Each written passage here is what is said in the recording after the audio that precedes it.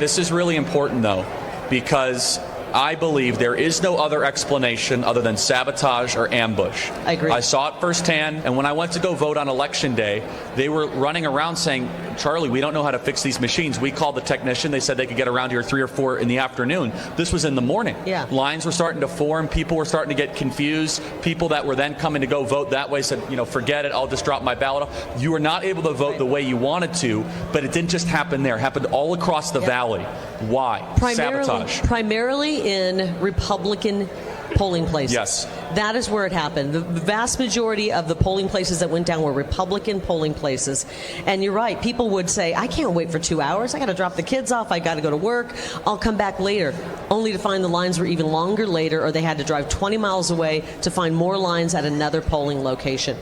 What's up, everybody? Major Retired Richard Ojeda here, and Charlie, Kirk, and Kari Lake are just set on the fact that the only way Kari Lake could have lost is through sabotage and voter fraud. Republicans like Lake, specifically the MAGA GOP, are somehow the best at creating a problem and then blaming it on someone else. So what is the remedy we're asking for? I think that we need a new election. I think that there needs to be a new election. Yep. But we can't have the same clowns running this election.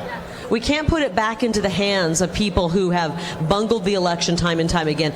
For months leading up to the midterms, MAGA GOP people complained that the only way to really vote and to avoid all the rampant fraud was to vote in person on Election Day. And of course, on Election Day, the lines are long. They are long everywhere, not just in Arizona. There are technical errors all the time, not just in a ploy against Kari Lake to steal the governor race from her. Yet here she is, right in lockstep with Donald Trump, saying the election was taken right out from under her. Maricopa County Judge Peter Thompson has to decide whether Katie Hobbs' 17,000 vote victory in the governor's race was the result of fraud or other misconduct. And just like Trump, they want to throw out the Constitution and just have a redo election.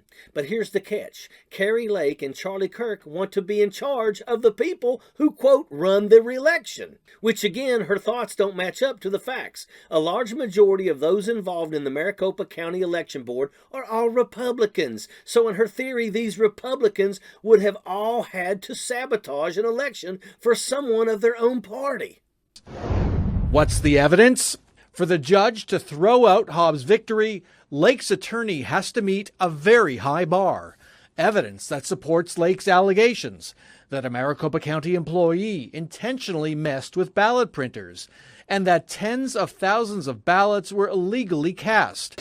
And so we're going to get to the bottom of this. And, Harmeet talked a little bit in the break about how it's an uphill battle. It's going to be a difficult case. My attorneys feel very confident with what we have. According to Ms. Lake, there was a concerted, coordinated effort among signature reviewers, Runbeck employees, and Maricopa voting machine technicians to rig the election against her.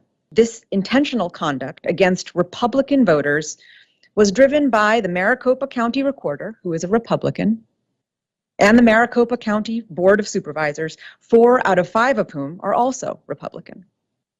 And remarkably, this scheme took place among some scores of election officials and non-government actors without a single trace. No documents, no emails, no leaks. There is a reason that election contests do not entertain such far-fetched allegations of intentional conduct and instead require allegations of fraud with particularity as to the who, what, when, where, and how.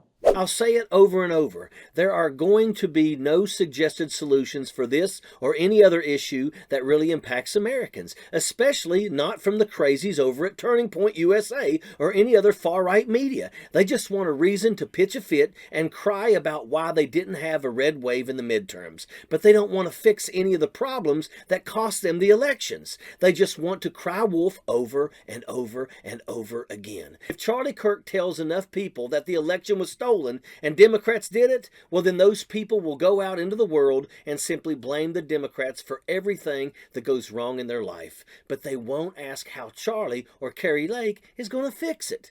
The right has devolved into a mass of cancerous scum, talking heads and political candidates whose main goal is not to solve any issues, but to create problems to profit from and blame someone else. Kirk and his buddies at Turning Point, Kari Lake, and every last psycho MAGA nightmare all have the same in common. Solutions don't pay their bills, but slapping an American flag on a problem and yelling about freedom gets them a fat check, and they are more than happy to keep that going, and that's a fact. Sappers clear the way, airborne all the way.